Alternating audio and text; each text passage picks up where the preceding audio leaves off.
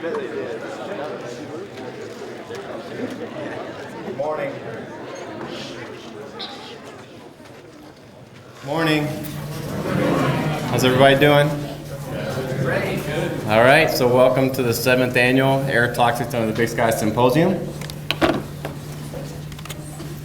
So it's good to see everybody. We're going to have approximately 185 students here today from 6 different high schools throughout Montana and Idaho, plus some posters coming down from Alaska. So every year we invite somebody in to give the official welcome to the University of Montana, welcome to the symposium. So this year we have a special guest, and you may have seen her around every night for the past several years. So Heidi Miley she's on KECI, and Heidi was actually one of our celebrity judges back in 2007. And so this is our 7th time to be doing this thing, and of all the years that we've had celebrity judges, I think Heidi has given some of the best feedback back to the students.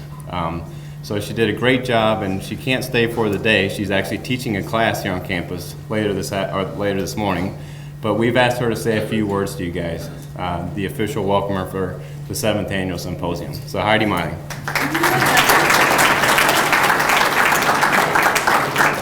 Wow, thank you so much, Tony. So the UM graduates got Tom Brokaw, you guys are stuck with me, right? When you come to the university, earn your degrees, it gets better and better and better, right? The celebrities get bigger and bigger and bigger. I am a news journalist and anchor for NBC Montana. We're throughout 4 different cities here in Montana. I know a lot of you came from Idaho and Alaska. I kind of wanted to get a quick view. If you're here from a Montana school, stand up for me. So I see who's here from Montana. Okay, we've got a good contingent. Great, you guys. Okay, now you guys sit in those from Idaho. Let me see who's here from Idaho. Back in the back, okay. Welcome to Missoula. All right, and do we have any of the Alaska students here in the room yet? Ready?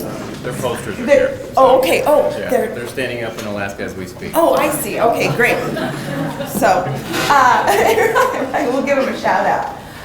Well, my goodness, you guys.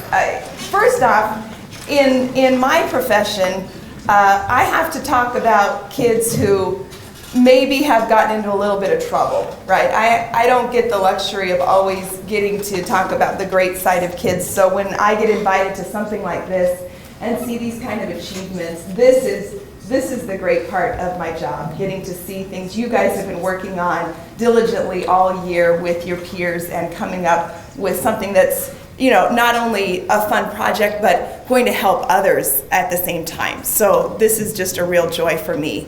So I am representing the community of Missoula and the University of Montana. That's one of the fun parts of my job, getting to stand up and welcome visitors to our great community. And you are at a pretty great spot of a lot of the accomplishments here, specifically to what you are working on today, the environment and air quality. We have a Nobel Prize winner right here at the University of Montana, Steve Running. So in your career and in your sciences, hopefully you will get to see some of his work or study about that. So you are in great company. You are among scholars here at the University of Montana. I am a journalist, but I'm also, I have a teaching degree. I'm not teaching school right now, but it's exciting for me to see a project like this, whereas teachers try to come up with innovative and exciting projects for you to get involved in. What a great one here, where not only do you get to work among peers at your school, but then bring what you've done and collaborate it and compare it and assimilate it together with people from all over the region. One reason I believe Missoula is a great place for this, I'm sure we're going to learn about your communities and your homes a lot today, but Missoula's always struggled a little bit. We've come a long way now, but in the past, we've struggled with air quality back in the 70s, decades ago. Since we live in such a deep valley, we get the cloud cover, we get different climactic formations, and a lot of pollution, and it used to be smoke from fireplaces and whatnot, would really get trapped in here and cause people trouble. We've mitigated that a lot with different regulations and a lot of work from the community. So that is one reason this is a great spot to talk about everything you've studied. And believe it or not, what you're doing today started with just one student in Missoula 8 years ago. It was one student thinking, hey, this would be a great project. I'd really like to know what the air is like at my home in my neighborhood, and turned in an assignment, and it was such a great idea. It has expanded and expanded and expanded to include people from throughout the whole region, and it's just gotten more exciting every year. And what everyone organizing this hopes is that each year, someone from Idaho may have come up with this one component in studying this, and someone from Hellgate High School maybe found a different particulate to look at. And so as the years go, these start getting better and better and better, because each school starts learning a little bit from each other. So that's why it'll be fun today to really listen to everyone else's presentations today. Okay, so I see some more of the students coming in, so it's time to keep on going here. I will be in and out today, hopefully sharing a little time with you guys at lunch and during the awards. So welcome to Missoula, Montana, and welcome to the University of Montana. We're so glad to have you today.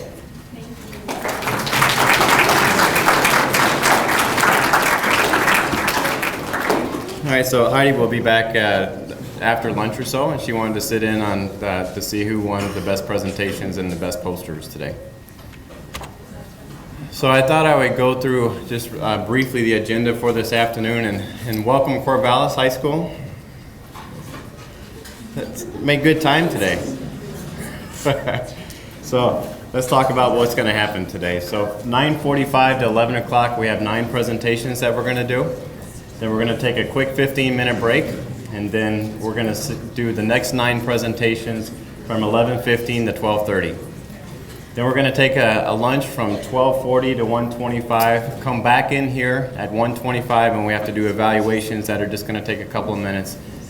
And then we're going to have some fun and give out awards starting at 1:30. And I thought I'd give you a little bit of history, just real fast, on where we came from, and Heidi kind of mentioned this just a second ago. This program actually started with one junior student at Big Sky High School. And we're going to have some fun with this today. So when I mention a school, like Big Sky High School, I want everybody to go, yeah, Big Sky High School, or Corvallis, yeah. Okay? So there's actually a prize for who's the loudest. Not really, but let's have some fun with this today. So a little school spirit. So as part of Isaac Schmidt's his project, his junior project at Big Sky High School, we provided him with air sampling equipment. He sampled in the home of 16 of his classmates. So that was the very beginning, back in 2003, of the air toxins of the Big Sky project. So the planning committee has worked very hard over the last couple of years. And that's us at the beach and perks of the job. So, and then we've been hustling for money for the last several years. This is way back in 2004, and you recognize Mr. Jones and Earl Adams. Me. And so these are Toyota Foundation folks that gave us a bunch of money early on. And so Kim Trist, so she was one of the original people that participated in the program. Does anybody know Kim Trist from Big Sky High School? All right. So Kim actually worked on the project as a junior. She was a point student as a senior, and then came to the University of Montana and then worked for us in the lab for 3 or 4 years. And she's now graduated and making money and now making a name for herself out in the real world. So that's Kim Trist. She's one of the original pioneers too. So as of this year, the 2010-2011 school year, we have approximately 500 students that are doing the program just this year, just like you guys are, throughout Montana, Idaho, and Alaska. So this is the lineup for Idaho and Montana. So we are going to march through each of the schools, and let's see how loud we can get. So Big Sky High School. Hellgate High School. So Sentinel only has one person, and he actually had to run out So is Brandon still here? So Brandon is the one lone representative from Sentinel High School, but Brandon is the defending champion from last year. So Brandon won this thing as a junior last year, and he'll be a senior this year and defending his championship this year. So Sentinel High School, Corvallis High School. So Libby and Whitefish are not here today. Butte Central? Oh, come on. You guys can do better than that. So Butte Central is here? Okay, so moving right along. Kamiah High School is not here, but we do have Lapway High School. All right, so Lapway and Butte you got some work to do, all right? So those are the Montana and Idaho schools. These are the schools in Alaska that are participating. So there's 9 schools spread throughout the great state of Alaska.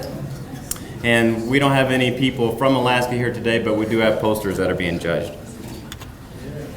So this is actually the culminating events of all the culminating events that we've had this year. So Whitefish High School had their presentations at Flathead Community College, and they presented their findings back to the community.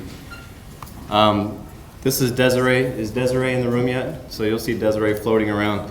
This is her in Tununik, Alaska. So they just had a symposium, 3 very remote communities in the Yukon-Kuskokwim region of Alaska all came together via a video system, and they gave their little presentation. So that's Desiree talking to some of the students there. So this is by far the biggest and the baddest event that we have. So this, like I said, is the 7th annual symposium here at the University of Montana. Here's what we expect out of you this year. So the past winner, so this is 2008, best presentation that won the grand prize in 2008. So Hellgate High School. All right. Okay, we're catching on. So anytime, remember the ground rules, if I mention a school, you gotta go crazy. So Hellgate High School, Will Skyrud, Maurer, Melissa, help me out here. Remember Schultz and Maurer? So Will Skyrud actually came and worked for us for a while here at the university. But this is the grand prize winner from a couple of years ago, comparing different types of filtration units inside of homes with wood stoves. So 2009 winner, the effects of cooking methods on PM 2.5 and indoor air quality. So there's somebody from Libby, Montana that's in here that won the prize 2 years ago. So this is Cassie Moog from Libby High School that won the symposium 2 years ago and is now working for us at the University of Montana in our laboratory. So Cassie, welcome. And Cassie's going to be the timekeeper too, so you'll see her quite a bit today. So last year, the poster winner, so we have, who all is doing a poster in here? Okay, so most of you guys. So this is the grand prize winner from last year, Sentinel High School. So Brandon's not here, so. Comparison of the amount of air particulates emitted from hybrids, diesels, and standard gasoline vehicles. So that was the grand prize poster winner. And then here is the grand prize symposium winner for the presentations, again, is Brandon, who will be back here shortly. Predicting temperature inversions with an artificial neural network in order to predict air quality. All right, so who's it going to be this year? I guess we'll find out here in about a couple of hours. So here's the ground rules. So we're about ready to get started here, right on time as usual. So we have about 35 posters that are going to be judged at the same time that the presentations are going on. At 11 o'clock, we're going to take a break, and they're going to tell me which posters are going to go to the second judging round. So if we announce your name, then you're going to go outside to stand by your posters, and you're going to stay out there until somebody talks to you about your poster. Once you're done, you can come back in here. And so we're going to have first, second, and third prizes, $50, $75, and $100 for first, second, and third posters. For the presentations, we have 18 total. So we're going to do 9 the first half this morning, 9 the second half this morning. You get 5 minutes when you come up here. Okay, so what's going to happen is Cassie's going to randomly draw or pull up a presentation. If you see your presentation come up, then come down as quickly as you can.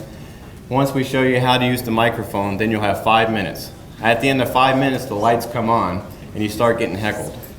So we don't want to extend that. We got a lot of presentations to get through. So you get 5 minutes, and then you'll have 1 minute question and answers. And we highly encourage other students in the audience to ask questions too.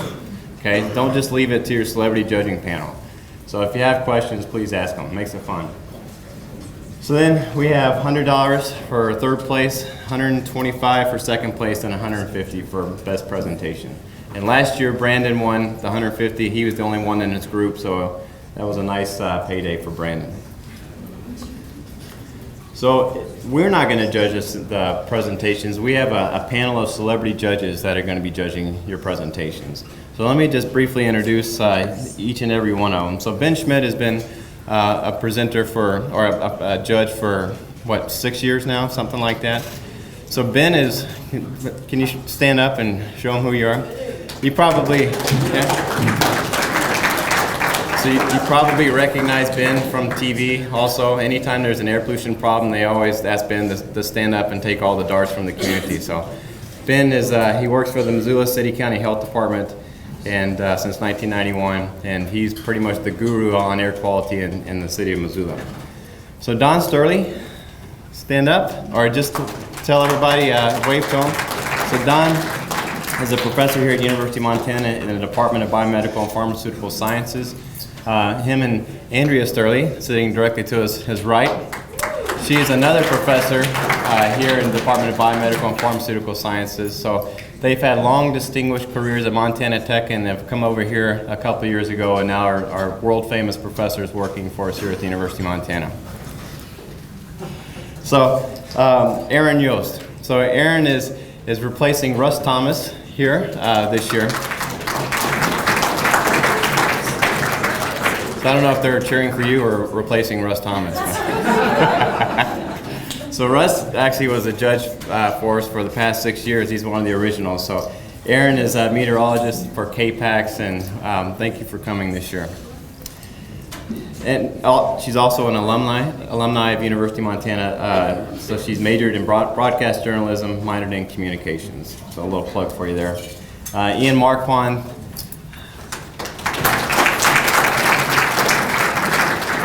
So when he talks and you get to hear his voice, you'll say, oh yeah, I recognize his voice. So Ian is another pioneer in reporting and journalism here, communications in Western Montana. And Ian has been a judge in the past for us. He's won multiple awards, Montana's Television Broadcast of the Year 3 different times, and several other awards, too many to mention here. And he's also an alumni of University of Montana School of Journalism. So let's see, last but certainly not least is Nancy Mara. So Nancy, you may have recognized her if anybody's been here before. Nancy was actually one of us before, and now she's one of you guys. So she is our honorary celebrity judge this year. So Nancy is, her official title is Director of Field Placements and Student Teaching over at the Phyllis J. Washington College of Education and Human Services. So Nancy is now a big cheese and associates with the celebrity judges now. So don't forget us little people. So with that, it's go time. Okay? You guys ready?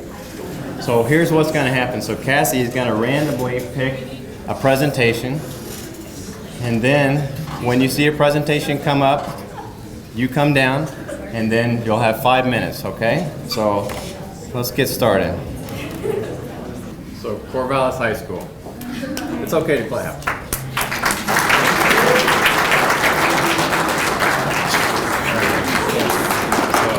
here's how you drive. So I'm Julia Battisti, I'm Julia Vincent. And I'm Drew Myers. and this is the mall stall. Could your mall's air be stalling your heart? Particle matter 2.5 in Southgate Mall.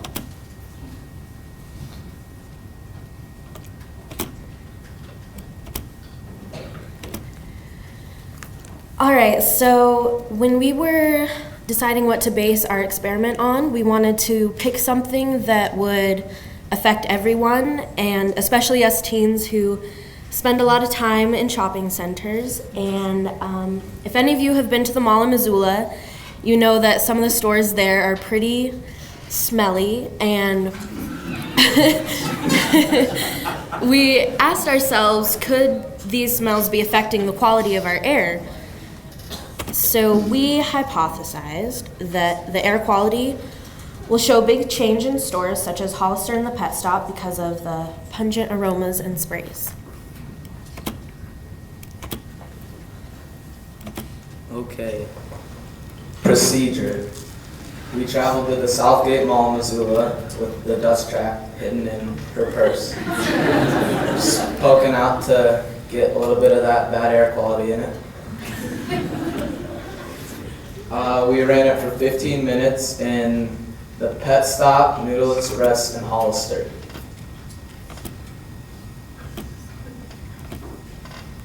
Then we recorded the data that we found from each story. So our results showed that in Noodle Express and in all three of the stores there was significant jumps in the air quality. But then when we collaborated all of them, as you can see there's jumps in all of them. When we collaborated all of them, they all generally stayed below the EPA standard. So they're all basically fine. The average PM 2.5 levels of each store. Hollister was the most, Pet Stop was in the middle, and Noodle Express was the least.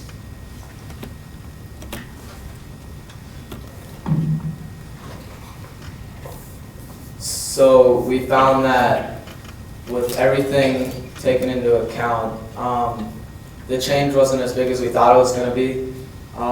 Although there was still a little bit of change in the stores, it wasn't enough to make us believe that the air quality was really that bad and unhealthy. So we're good when you travel to the mall.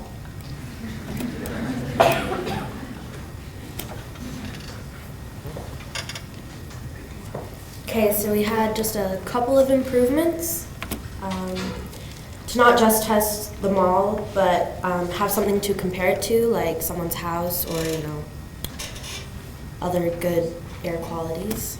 And take more care, like handling the dust tracks. As you saw, there were big jumps in our results, and so maybe if we, were more careful with it, those jumps might not have happened, and maybe if we tested longer, then those jumps wouldn't have been as significant. So, thank you. So thank you, Sarah.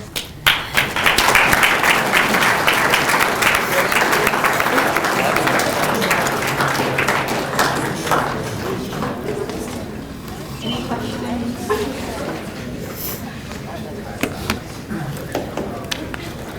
Yes. What is the relationship between particles at 2.5 and smells, for example? Is there a relationship? You mentioned smells as being one of the bad things associated with mall air. He asked if there's any relationship between the smells and the PM 2.5 levels.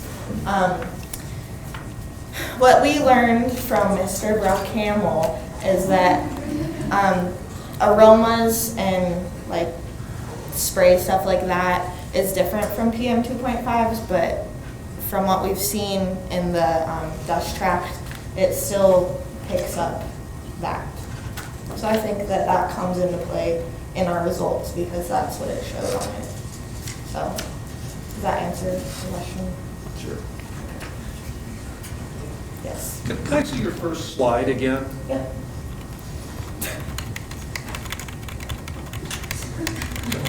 Yeah, sorry to make you go back through all that. This one? No, the very first, it was like mall, is it mall stall? Yep. Yep. Can you, I guess maybe I missed it. I didn't catch why it would be stalling your heart. Well, basically, like, We're just kind of trying to lighten the mood.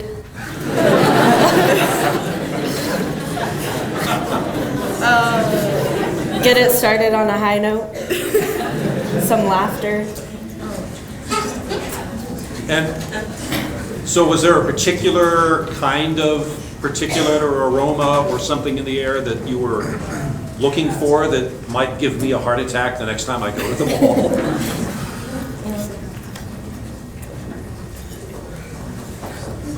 Basically, we were just seeing if there's like way too many PM 2.5s and they'll give you asthma and that'll eventually stall your heart, Okay. I guess. Any more? All right, great job.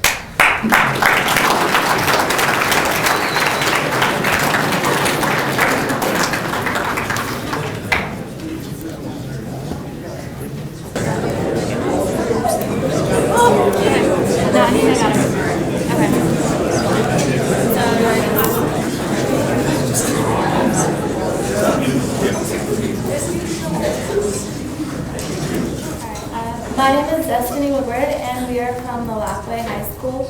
And this is Shawnee Stacy, Elizabeth Fernandez, Waylon Wheeler, and Marcus Turner. And we asked the question, does Florida have more mercury deposition than Idaho? Our hypothesis is we think that Florida will have more mercury deposition than Idaho. For the procedure, we spoke with a woman named Mary Fossey from the Nez Perce tribe, and she gave us some of her results. She tested the mercury deposition in the rainwater at Atway, which is in between Lewiston and Lapway, Idaho. And she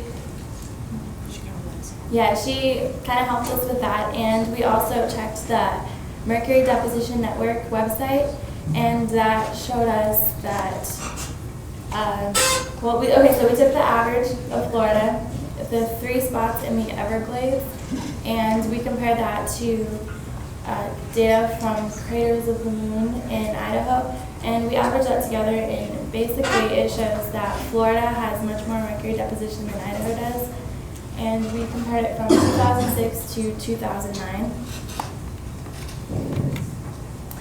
And this graph also shows that Idaho up there, it's covered in green, so that we're pretty okay with the deposition. And down in Florida, near Miami in the Everglades where we tested, it's in the red, so it's much more significant down there.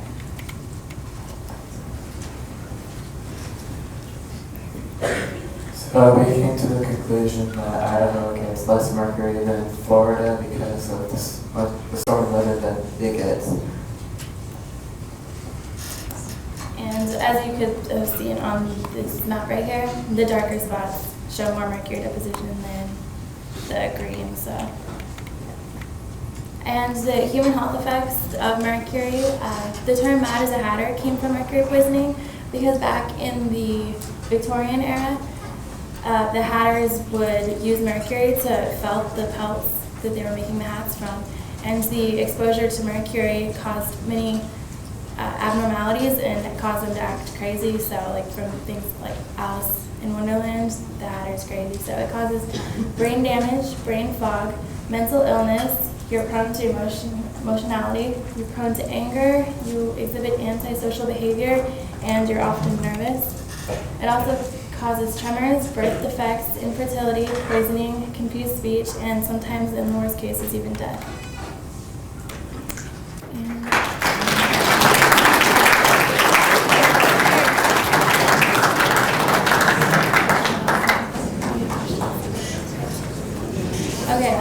Questions now.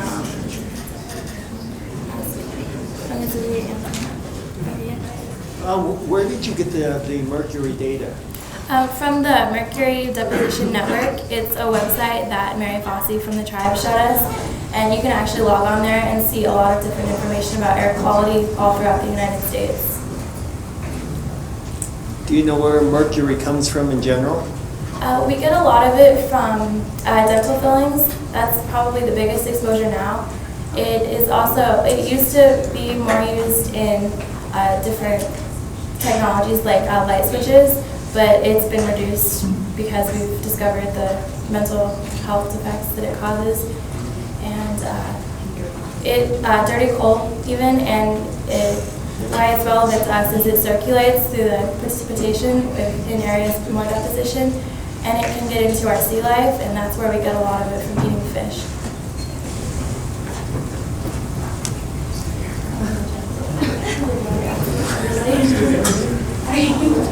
Okay. The rest.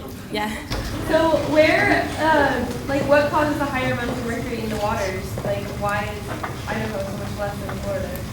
We think that this is kind of just our conclusion, but the storm clouds, scientists say, that are kind of act as scrubbers, and even areas more dusty. So in the map we have right here, it shows like the red spots over in Colorado and Arizona. They're more dusty, so that causes mercury to fall more, and the storms in the Gulf of Mexico.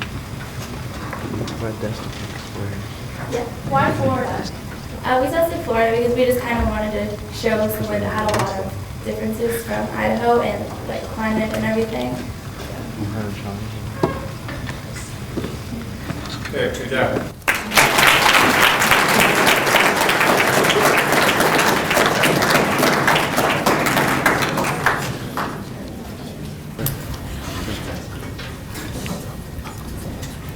All right, everyone. My name's Aaron Kester.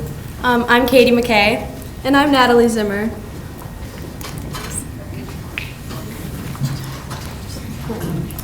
All right.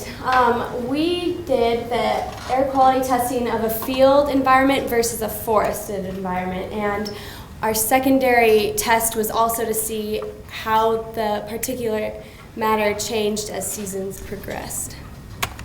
Our research question was, is the air quality affected by the change of seasons, and if the landscape is forested or open?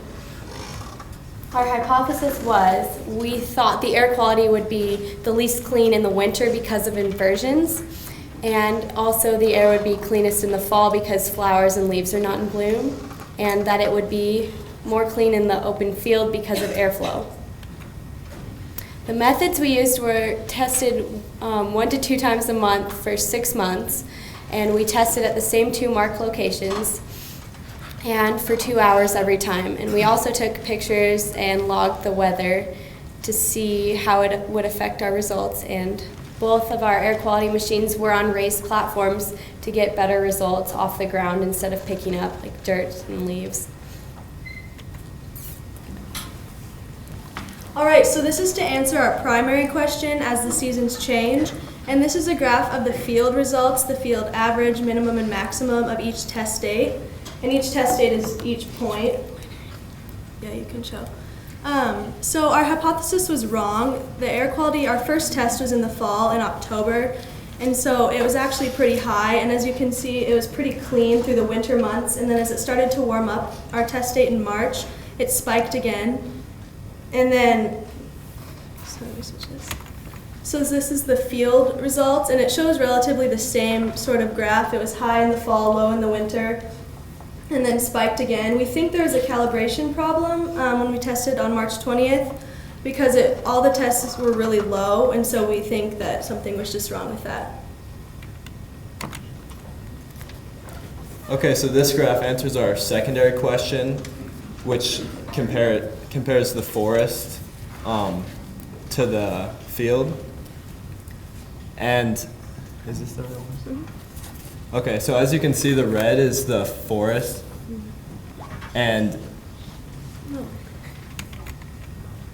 okay, here we go. Sorry about that. So here's our field versus forest graph, and so the graph shows that in the fall, the forest was a lot less clean than the field, and we think that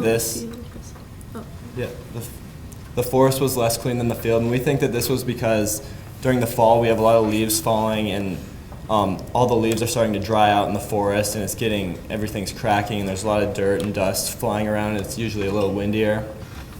And the field is more open, so it had less leaves, and so it's cleaner then. But then as it continued to progress through winter, the forest became cleaner than the field, and we think that this is probably because we had a lot of snowpack, and the snow held down the dust and debris. And the field actually was a little bit dirtier, and we think this is because one possible reason is our test area for where we did the field was fairly close to some houses, about a block away, and it's also about a block away from Grant Creek Road. And so we think that the houses maybe were giving off some stuff from their heaters. And then, of course, cars from Grant Creek Road have exhaust, and they're also kicking up all the dirt and gravel that we lay down in the winter to try to dry out the roads. So now every time we took a test, we took a picture of our location and we logged the weather. And so we just are gonna go through and show you. Yeah, as Aaron said, it was by Grant Creek Road, so that was probably our mistake placing that location there because of all the dust kicked up from the cars as the weather started to warm up.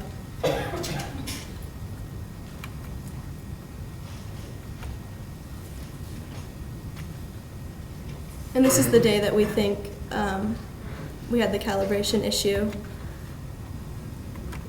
So. All right, so in conclusion, we were wrong about our hypothesis, and it's actually cleaner in the winter, but we still think that inversions do affect our air in the winter. But all of our tests were on the valley floor of Grant Creek, so we had mountains on either side, and we think that the inversions probably affect the air quality more at higher elevations near the base of the clouds. And we also found that it was cleaner in the forest generally, and this could just be because of our positioning of our testing units, them being near the road. So that's all.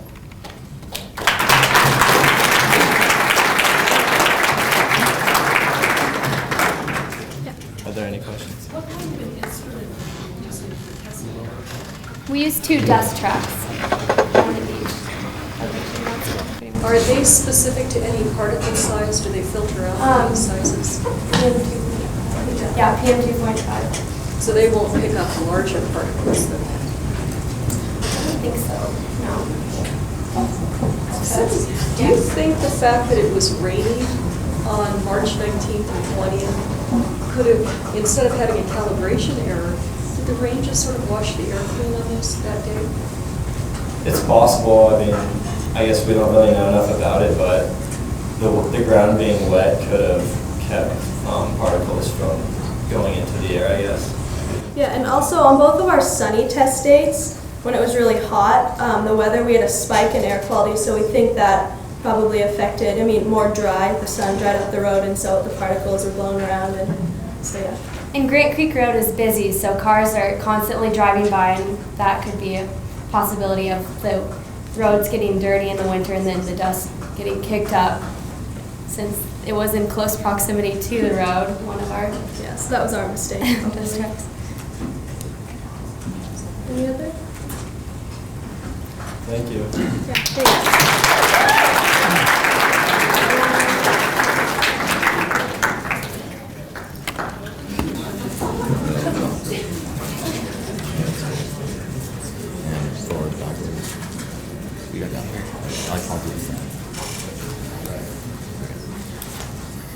Hello, everybody. How's your morning going? I'm Courtney, and this is... I'm Logan. And I just want to say, first of all, thank you to the judges and all the spectators for coming, taking valuable time out of your busy schedules to come watch and judge our presentations. So, without further ado, I'll start testing our air toxics. Our topic is microwave popcorn and the amount of particulate matter that it produces. And we're testing the particulate matter of less than 2.5 microns, which is the dust track machine that we use to test. And I'll give a little bit of background on why indoor air quality is important. The Clean Air Act of 1990 recommends a 24-hour average particulate level of under 0.035 milligrams per cubic meter of less than 2.5 micron particulates. And if microwave popcorn can create a particulate level over 0.035 milligrams per cubic meter set by the EPA, we would recommend sending caution labels to be placed on microwave popcorn, advising that the popcorn should be made in a well-ventilated area to protect from the harmful effects of having too high of particulate matters in the air, such as heart disease and nervous system and lung diseases that can be caused from those particulate matters. And our hypothesis was that popping microwave popcorn can create an unsafe average level of less than 2.5 particulate matter, less than 2.5 micron particulate matter for up to an hour. And the amounts, and our other part was that the amounts of particulate matter given off by popping a full-fat microwave popcorn versus a low-fat popcorn would be much higher for the full-fat popcorn. And to test our hypothesis, we ran 4 separate tests, 2 for each kind of popcorn we used. We set up the dust track in an empty apartment, the dust track 3 meters away from the microwave, and ran the dust track for 2 hours, 1 hour before to set up a control variable and 1 hour after to get the data from the results, get data from the popcorn.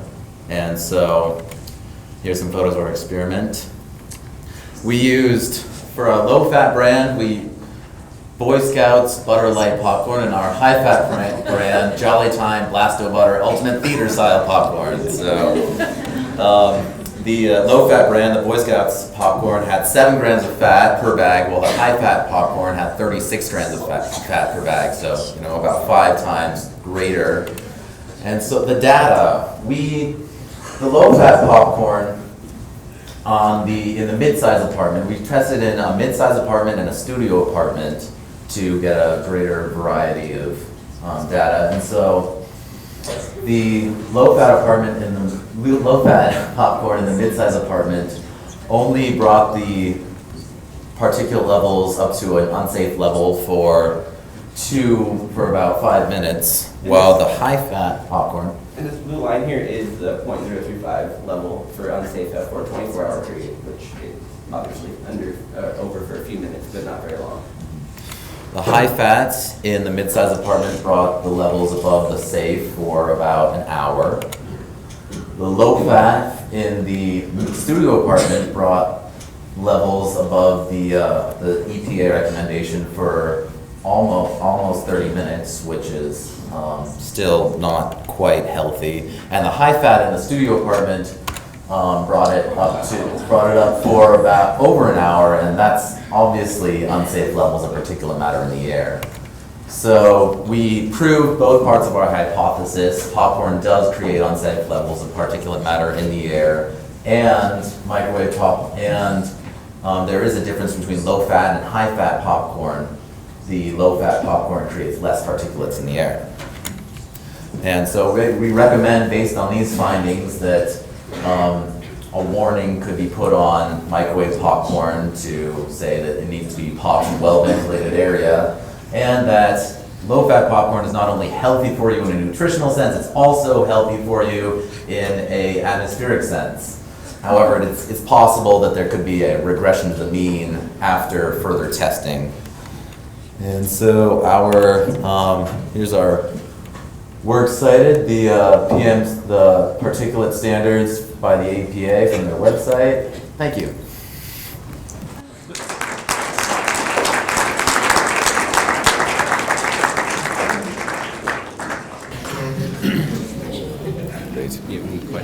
Questions? Any questions? Comments? Yeah. Where did you get the 2 empty apartments? Well, my landlord was very kind to me. He let me borrow his apartment for the night, and then for the studio apartment, I just borrowed a friend's apartment for the night. It was tough, but yeah.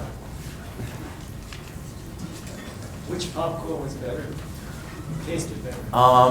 The high-fat popcorn really tasted like it was covered in lard, so I like the low-fat popcorn a little bit better. I was curious, the spikes, was that when, say, the microwave door was opened, or when the package was opened, or was that during the cooking process? During the These cooking, spikes? Take it out. The first hours before we pop the popcorn, this is to get set up the control for the data, and Right. this is where we actually popped it and then took it out. So these spikes right here? Yeah, so that's actually when the popcorn is in the microwave popping. This is where the microwave is in the microwave popcorn popping, and this is when the bag is open. Okay, thank you. So we got it. You don't want to kind of breathe in. Can I look at one of the high-fat slides and sort of see that same? So again, that first little run-up is when it's popping, and then the big spike is when it's open? Yeah. Okay, thank you. Thank you. Thank you.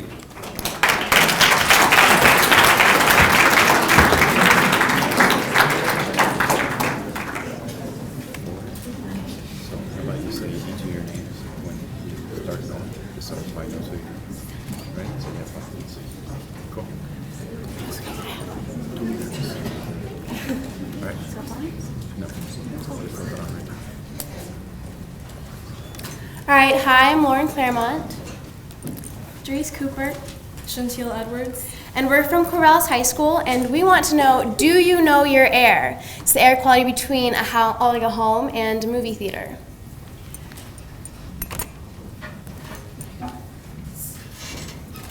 So our question was if homes had higher or lower air quality than movie theaters, and our hypothesis was that movie theaters would have a higher air quality than the homes.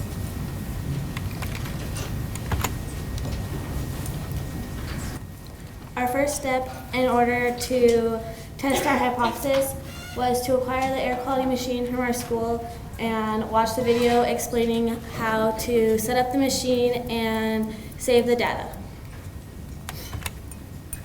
Our next procedure was to set up the machine in an open area at the movie theater and a home. We basically set it up for a certain amount of time, let it run. Once it was finished, we saved our results. And then once we saved our results, we just graphed and analyzed them, and here are our results.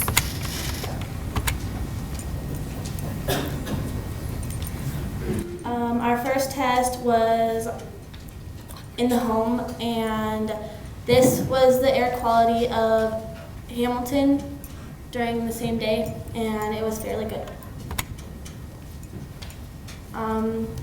Our air quality of the home was under the EPA 24-hour standard. Our next testing was at the movie theater, and for the air quality throughout Hamilton on March 27th. It was really low. It was in the good range. But as we were testing at the movie theater, we realized there was like a huge spike. So we're like, okay, what's going on here? Because it was definitely above the EPA 24-hour standard line. So then we did another test on May 12th to try to figure out what the spike was caused for. And obviously the air quality in Hamilton was good that day as well. And when we did another test, we tested it before any people were there or before the workers were there and making the popcorn. And it was relatively low, which meant that the spike was probably caused because of all the smoke coming from the food being cooked in the movie theater. But the spike happens when most of the people are there, which means that's not necessarily safe, and they might want to think about getting better ventilation in there. So we came to a conclusion that our hypothesis was correct, and if you want me to restate that, that was when testing the air qualities between a movie theater and a home, the movie theater would test with the highest air quality. We also discovered that the popcorn machine produced like kind of a smoke along with other concessions, and we figured that this affected the PM 2.5 in the building, causing it to be higher.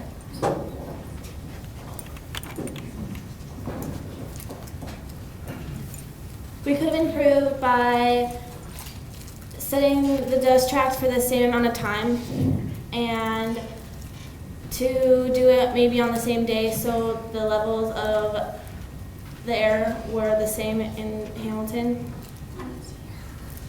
We could have made sure that each one of us knew exactly how to save the data and record it.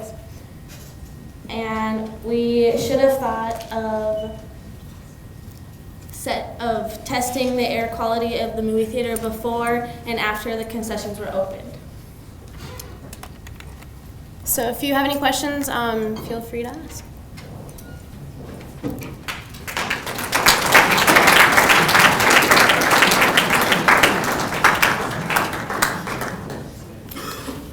What kind of a theater is the Hamilton Theater? Is it like a big multiplex or is it a small one? It's a multiplex. It has 6 movie theaters inside there, and we tested out in the main area where you buy your tickets and you get concessions, and that is a big open space with wide doors. Do you think any of the high levels in the movie theater could have been caused by microwave popcorn? Or We don't have microwave popcorn, so no. or a popcorn popper? Yes, the popcorn popper definitely affected the results. Was there any cooking going on in the houses when you tested there, or was there a fireplace? No, there was no cooking going on in the house. There was no fireplace either.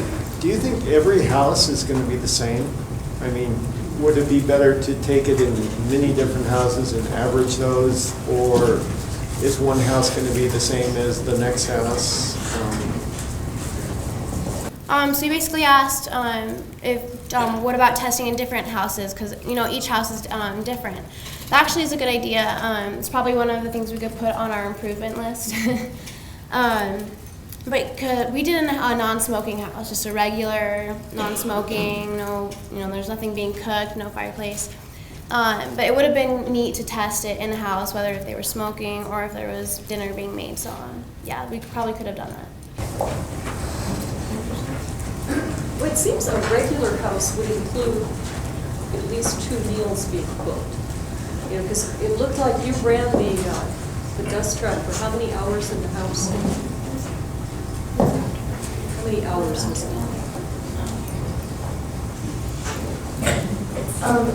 It was recorded like during the night, so it was after the meals were already cooked. So wouldn't it make more sense that if you're going to be testing the movie theater during hours of operation, you would test the house during hours of operation? Yeah. And dinners, when people are putting hairspray on, if they use it, perfume, lotion, because all of those things are going to add to air quality. So you might do that sort of active versus active. More? All right, thank you for your time.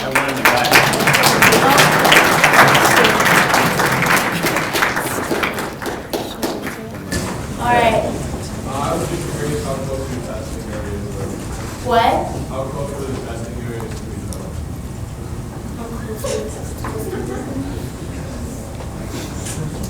About, I don't know, what were you saying? Is it talking about days or locations? Are you talking about the locations? Can you be more specific? Okay, a mile away. Oh, it's probably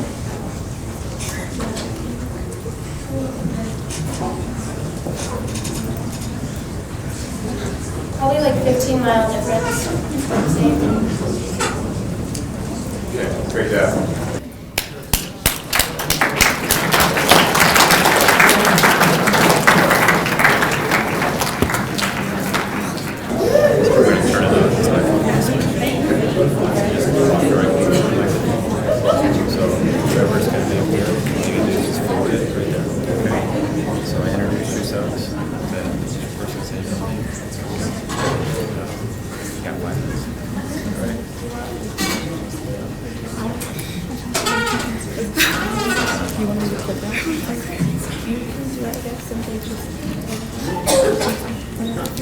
Okay, so I'm Bryn Christopher. I'm Taylor. I'm Marissa. And I'm Kenzie. And we tested the air quality in Missoula, and we wanted to look at different locations around Missoula. So what we did is we tested up Grant Creek Road, so it's about 3 miles up Grant Creek. And then we also tested out Mullen Road, and then also on South Reserve Street. So our hypothesis was that the air quality of Grant Creek would be the lowest out of all 3 because it's a low traffic area, and there's also less traffic than there is on Reserve Street, and also that's on Mullen Street. All right, so we the reason why we thought Reserve Street would be the worst would be because of like the sand, like during the winter, all the sand that's laid down for the ice and pieces of tires, dust, the vehicles in motion. And the traffic flow, of course, on Reserve Street is much worse than the traffic flow on Grant Creek. So what we did for our testing was each person took a dust trap to their home, and all of us tested at the exact same time. So we turned it on at the same time, and then we ended it at the same time, and we also did it on the same day. So therefore the weather conditions were the same, and then the time intervals were also the same. All right, so For our results, we took the average, maximum, and minimum at each house and I think we did graphs of like 3 different dates. It showed, okay, so Bryn's house is the maroon, that's up Grant Creek, and that definitely showed lower levels of particulates. The yellow is Mullen, that was Marissa's house, that was in the middle. And on Reserve Street, that showed the highest particulate levels, which is what we hypothesized.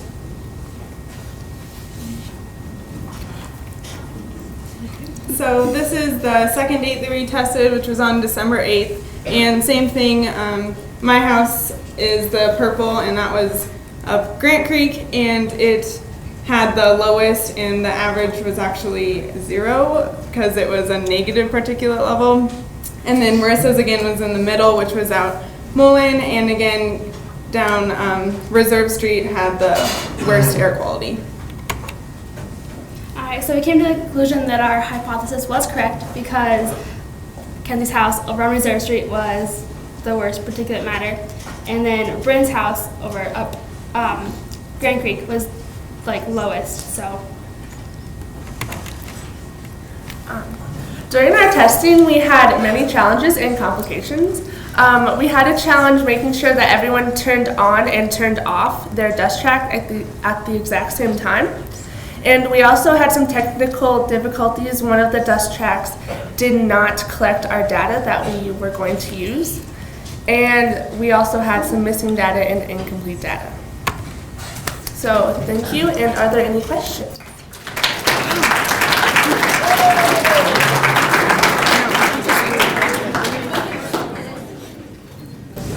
yes. So did you guys actually test inside the homes or outside? For our testing, we tested outside. So where my dust track was placed was outside under a covered deck, kind of by the door to go out to the deck. And then mine too. Also Kenzie's and then Bryn's. So yes, they were all outdoors and at the same time and same weather. So they weren't by the roads?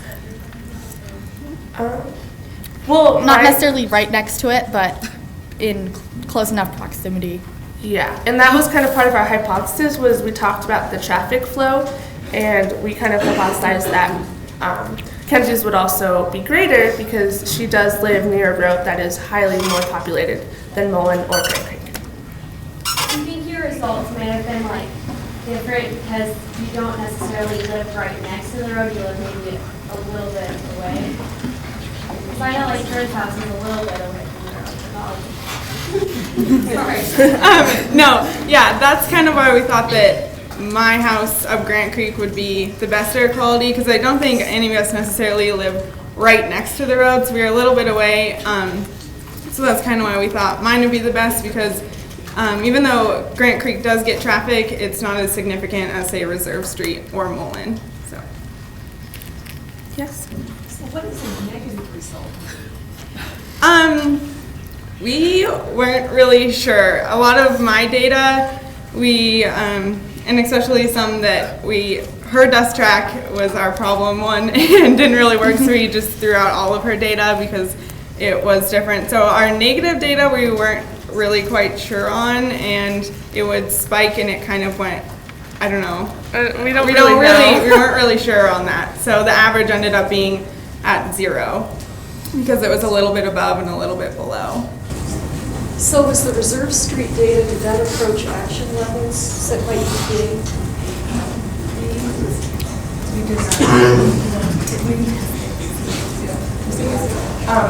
We did not test our data against the EPA levels, unfortunately. We could have done that. That could have been something we could have done, but we did not do that. So. Yes? When you use 3 different instruments, is it important to know that those instruments are all exactly the same? I mean, do some calibration. Did you do some calibration between the instruments? Like we checked them, but I'm assuming you're talking about my house and how it didn't work. I kind of think it was my house personally because it worked everywhere else probably. So I'm assuming it's my house. But I mean, we did test them, yes. But all in the same place, that they would give all the same data for one place, and then you take them to different places and find out that that in fact those numbers are real. Because those numbers may be an artifact of each one of your 3 instruments. Is that a problem?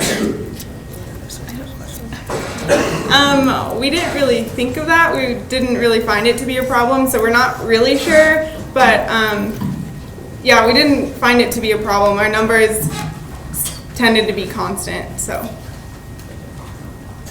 between each house, I should say. So thank you.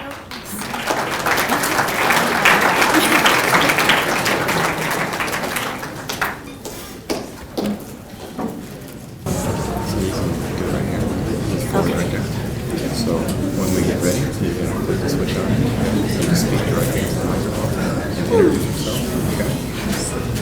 There's a cool little cat on the line. Ready? That's the one.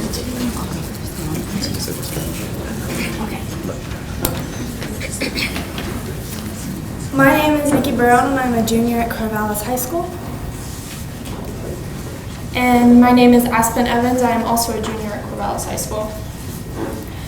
We decided to do our testing in the restaurants, and we wanted to see if there was a difference in PM 2.5 levels in the kitchen of the restaurants and the lobby where you eat your food at the restaurants.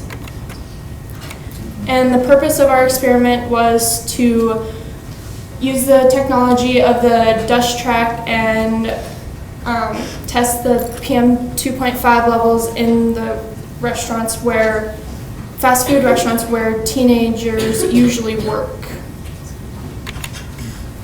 Our hypothesis was the air quality in fast food restaurants will be worse for the employees in the kitchen than it will be for the consumers because PM 2.5 levels will be elevated due to cooking process.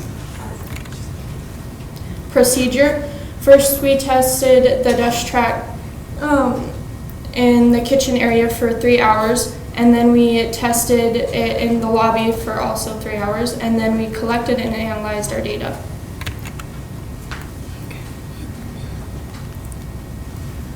Alright, so the first test we did was in the kitchen, and we found that it is severely unhealthy. We ended up, when we did our graph, we had to cut out a section in this area because it went all the way up to 9,650. And just aesthetically it didn't make the graph look good.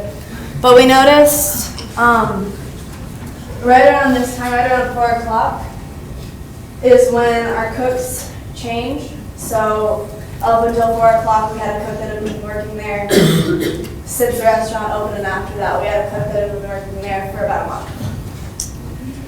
So we assumed that was the difference there, that he just wasn't as qualified. And the spike was because he burned something and let all the smoke in. The next area we tested was out in the lobby where the customers would be eating, and we found for the most part that it's on average kind of near the line, but at times it just goes up still. Our conclusion supported our hypothesis in finding that the air quality of the kitchen was far more unhealthy than the air quality out in the lobby for the customers. Improvements that we could have done is testing more than one restaurant, and time restraints kept us from doing that. Also having the ability to have possibly 2 pumps and testing at the same time. And better qualified cooks. As much as I love the cooks that we have at our restaurant, it shows. And also, I think it would have been nice, again, hindsight, but looking back and keeping track of customers, the number of customers that came in, different things that were going on, just keeping a record of what was going on at the time of the testing. The solutions that we came up with would be to adding more ventilation in the kitchen area so that it's not as unhealthy for them. or investing even in an air filtration system for the back area for the employees. Any questions?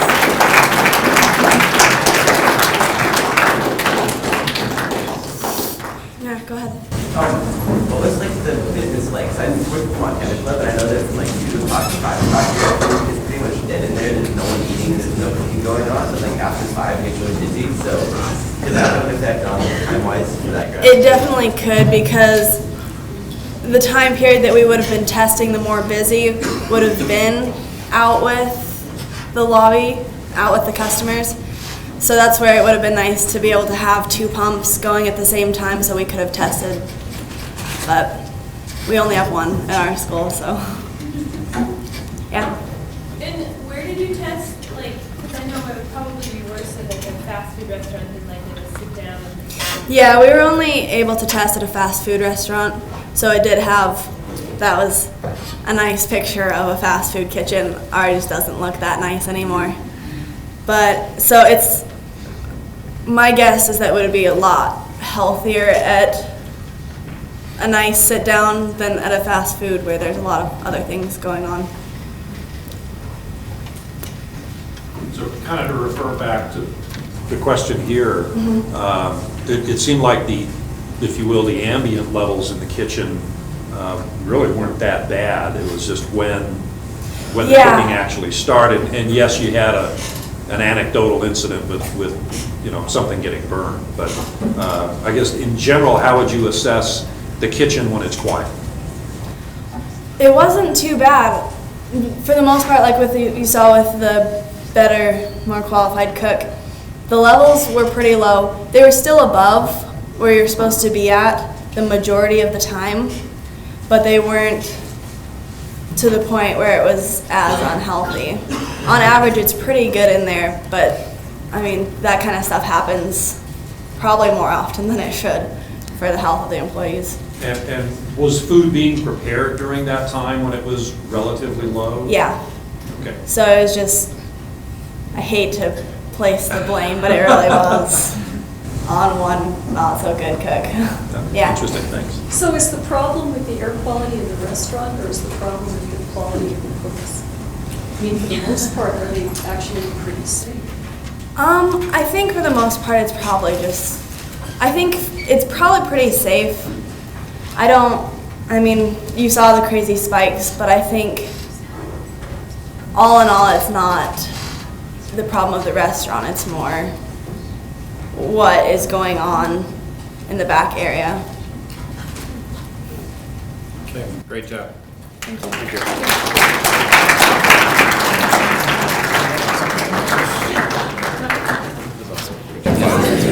Is that laser pointer? Yeah, that's the laser pointer. Okay. You're gonna hide in the corner. Do you want me to push the button? Hello, my name is Tyler Jorgensen. This is Chris Everett and Kayla Rollich. Okay. So we tested location in terms of house placement. Okay, so we decided that Cammie Girls is another one of our members. So we tested at 4 different houses in different areas of urbanization. Like my house was near the railroad tracks and near the Mountain Line bus station. And then these 2 were in residential areas, 1 in town, 1 out of town, and then 1 more rural area out by the Potomac. And so our hypothesis was that there would be more particulate matter in the more urbanized areas, so by my house, by the railroad tracks, and less out in the Potomac area and the rural area. And but there's also the possibility that there could be some higher levels out in the rural area because of the wood burning stoves.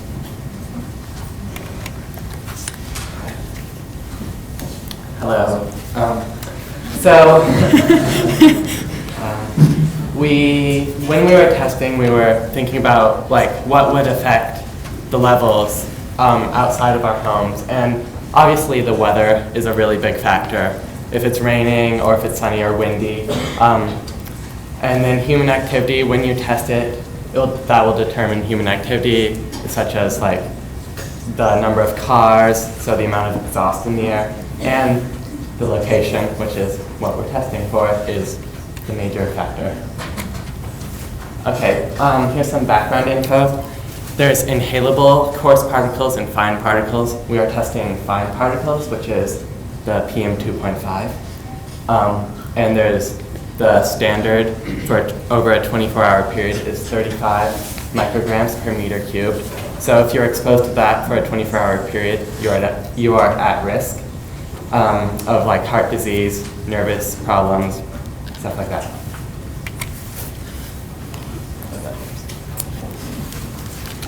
So our first test was in a residential area outside of town, which had a maximum PM of 11 micrograms, which occurred right at the beginning of the testing period, but then started to drop because during the testing period there was quite a bit of wind because the house is located right down by the river. Our second test was a residential area inside of town, so there's more traffic, and the max there was 17 and happened somewhere a midpoint, and there is variable winds during this testing period. Test 3 was outside in a rural area, kind of outside of Potomac, and it had a maximum at 16, and these two spikes were actually from when they started cooking outside, but for the whole time period before there was virtually no particulate matter, but also at this time it was raining off and on, so that may have been a cause of the inexistent particulate matter. And the last test was in the most urbanized area, and it just steadily grew, and its max was at 20 per PM 2.5.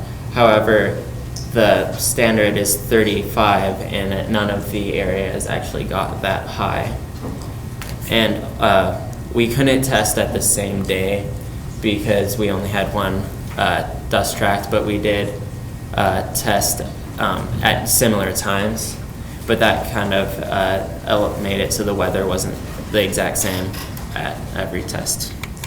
And that's just all of the graphs compared to each other.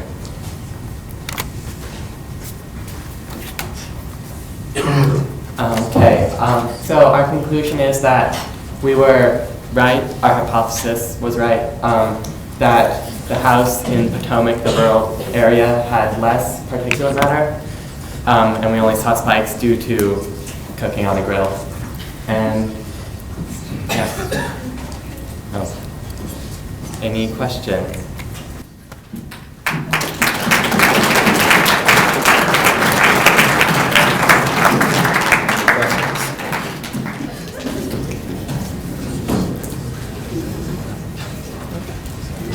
Okay, thank you. Oh, okay. You take all these measurements during the same time period during the day? They were all taken in late afternoon. I think there was maybe an hour difference on mine, but they were all taken, I think, between 4 and 7. Yeah. So probably where you'd have the most traffic because of end of work. Yes. And what time of year was these tests done? It was 2 weeks ago. Or 3 weeks ago. 2 yeah. ago, yeah. So, right, like beginning of spring, so that is whenever we were having the worse weather. Yes? Yeah. Do you think there could be any change in your data if you had done a replication?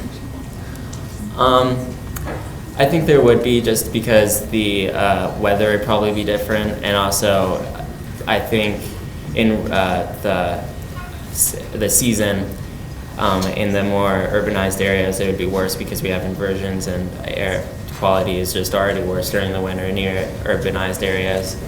But I'm not sure, and also if they were taking at different times because you wouldn't be cooking out on the grill maybe in the morning or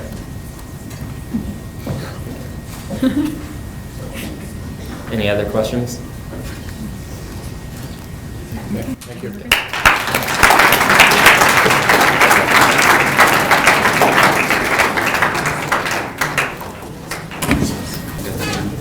Yeah, do you have a laser pointer? Yeah.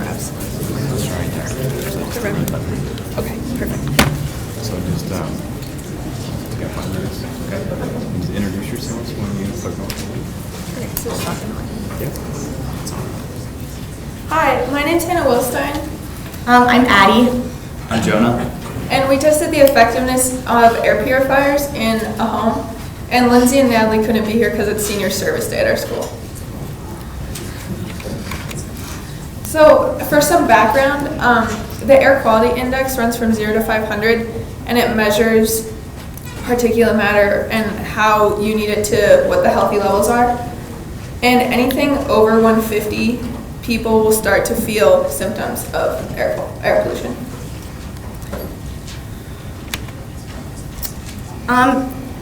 That was the outdoor air quality index, and we tested indoor air quality, obviously. People spend about 90% of their time indoors, so I'd say that one is probably very important. There's a lot of factors that contribute to poor air quality indoors, which is, it could be bad ventilation, temperature level, and humidity. So some short-term effects are those of something like a common cold. You'll have a runny nose, irritable eyes, and so on. But the long-term effects are far more serious, such as heart disease, cancer, as well as some respiratory problems. Sorry. So we tested the effect of air purifiers, as we said earlier. They're back in the 70s and 80s.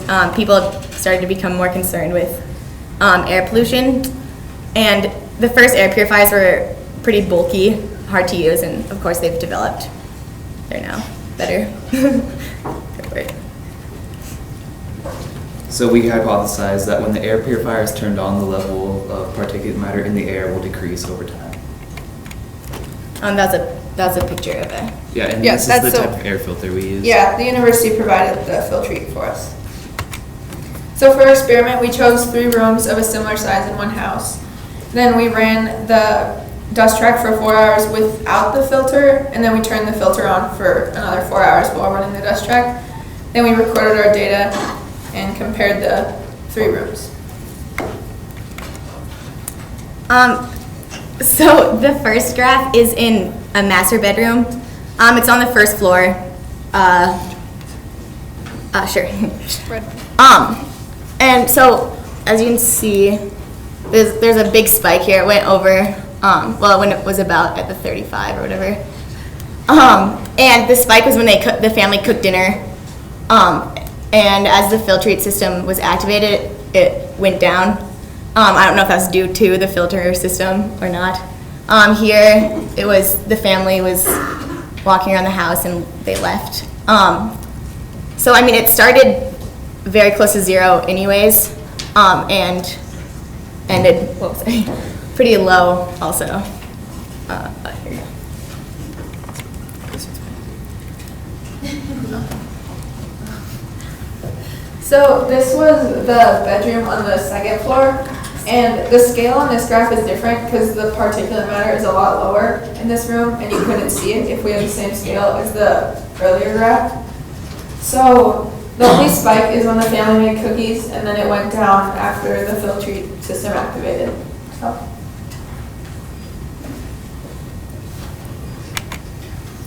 So this was the basement, and we also have another scale change, and it's just less than the first one because the family didn't go down there as often and do stuff. But the first spikes were when the TV was turned on and when the air system was turned on, and there were a couple spikes after the air system was turned on, and then the levels went back to 0.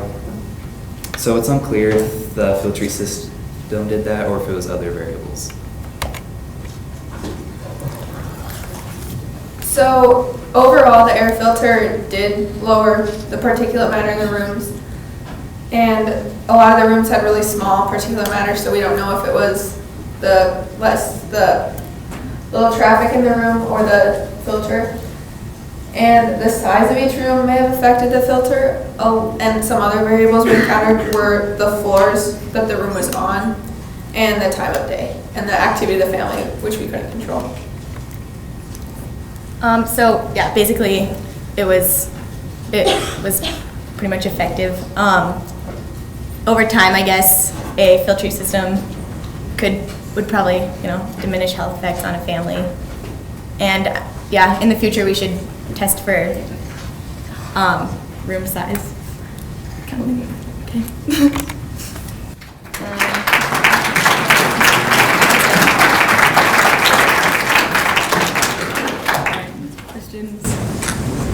During that one cooking event, did it lead you to believe that if you started out with higher levels, that the air purifier may have more dramatic effects than when you're setting at such low levels? I mean, Yeah, that was probably our biggest problem actually, was that, the levels of particulate matter were so low anyways to begin with that we couldn't really even test to see if the filtering system worked that well. But yeah, it would have been good to see it, to start out with like a higher level of particulate matter. Maybe do it in a house with smoking or something, that type of thing. Why did you choose to do rooms that were on different floors? One of the other girls in our group chose the rooms because they were all the similar size. So I don't really know. And just for variation, yeah, to make sure that they were different. Are there any more questions? Thank you.